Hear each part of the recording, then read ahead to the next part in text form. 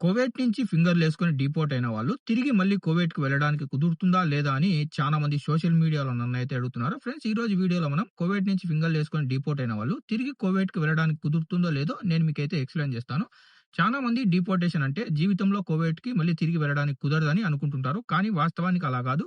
కొన్ని సిట్యుయేషన్‌లలో కొంతమంది తిరిగి మళ్ళీ కువైట్‌కైతే వెళ్ళొచ్చు.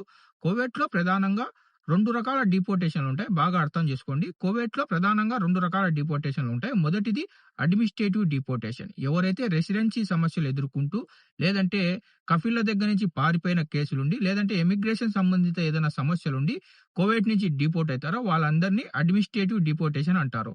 రెండవదొచ్చేసి జ్యుడిషియల్ డిపోర్టేషన్. అంటే వీళ్ళు కోర్టు ఆదేశాల మేరకు ఏమైనా క్రిమినల్ కేసులున్నా, లేదంటే సివిల్ కేసులుండి కోర్టు వీళ్ళకు ఫింగర్‌లేసి కువైట్ దేశం నుంచి డిపోర్ట్ చేయాలని డిపోర్ట్ చేస్తుందో, అలాంటి వాళ్ళందరూ జ్యుడిషియల్ డిపోర్టేషన్ కిందికొస్తారు.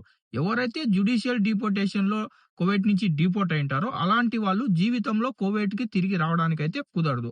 కానీ మొదటిది అడ్మినిస్ట్రేటివ్ డిపోర్టేషన్ ఉంది గదా! ఎవరైతే చిన్న చిన్న కేసులుండి, కఫీల్ దగ్గర నుంచి పారిపోయినోళ్ళు, అకామా సమస్యలుండి పోలీసులకు చిక్కి కువైట్ నుంచి డిపోర్ట్ అయ్యుంటారో, అలాంటి వాళ్ళు కొన్ని సిట్యుయేషన్‌లో కొంతమంది మళ్ళీ తిరిగి కువైట్‌కి రావడానికైతే కుదురుతుంది. కాబట్టి ఎవరైతే చిన్న కేసులుండి రన్‌అవే కేసు కానీ, లేదంటే గనక అకామా సమస్యలుండి కువైట్ నుంచి డిపోర్ట్ అయిన వాళ్ళు ముందుగా మీరు కువైట్‌లో ఉన్న ఒక లైసెన్స్ పొందిన లాయర్ ద్వారా మీ డిపోర్టేషన్ వివరాలు మరియు ఎంట్రీ బ్యాన్ స్టేటస్‌ని చెక్ చేయించుకోవాలి. దాని తర్వాత మీ మీద ఏదైనా ఫైన్‌లు గాని, అప్పులు గాని, రన్‌అవే కేసులు గాని, ఇతర లీగల్ సమస్యలేమైనా ఉంటే వాటిని ఆ లాయర్ ద్వారా క్లియర్ చేయించుకోవాలి. దాని తర్వాత మీరు ఒక కువైటీ దగ్గర గాని, లేదంటే ఒక కంపెనీ దగ్గర గాని మీ వీసా దరఖాస్తును మినిస్ట్రీ ఆఫ్ ఇంటీరియర్‌లో అప్లై చేయాల్సిందుంటుంది.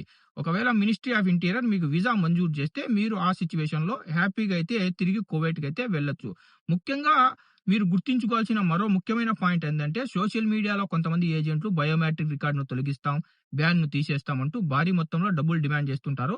అలాంటి మోసగాళ్ళనైతే నమ్మొద్దు ఫ్రెండ్స్. కువైట్ ప్రభుత్వం బయోమెట్రిక్ సిస్టమ్ ఎవరు ఎన్ని లక్షల డబ్బులిచ్చినా తీసివేయదు. అన్ని ప్రక్రియలు లీగల్ పద్ధతిలో జరుగుతాయి. లీగల్ పద్ధతిలో మీకేమైనా చిన్న చిన్న కేసులుండి మీరు లాయర్ ద్వారా సంప్రదించి మీ ట్రావెల్ బ్యాన్‌ను చెక్ చేయించుకొని లాయర్ ద్వారా ఏదన్నా ఫైన్‌లు గాని, అప్పులు గాని ఉంటే అయి క్లియర్ చేసుకున్న తర్వాత మీరు లీగల్‌గా మరోసారి వీసాకైతే అప్లై చేసుకుంటే వీసా గనక మంజూరైతే మీరు మళ్ళీ తిరిగి కువైట్‌కైతే వెళ్ళొచ్చు. కాబట్టి మీకు లేదా మీ కుటుంబ సభ్యులకు ఇలాంటి సమస్య ఉంటే మీరు సరైన లీగల్ సహాయం తీసుకొని అధికారిక మార్గంలోనే మీరు ముందుకెళ్తే మంచిది.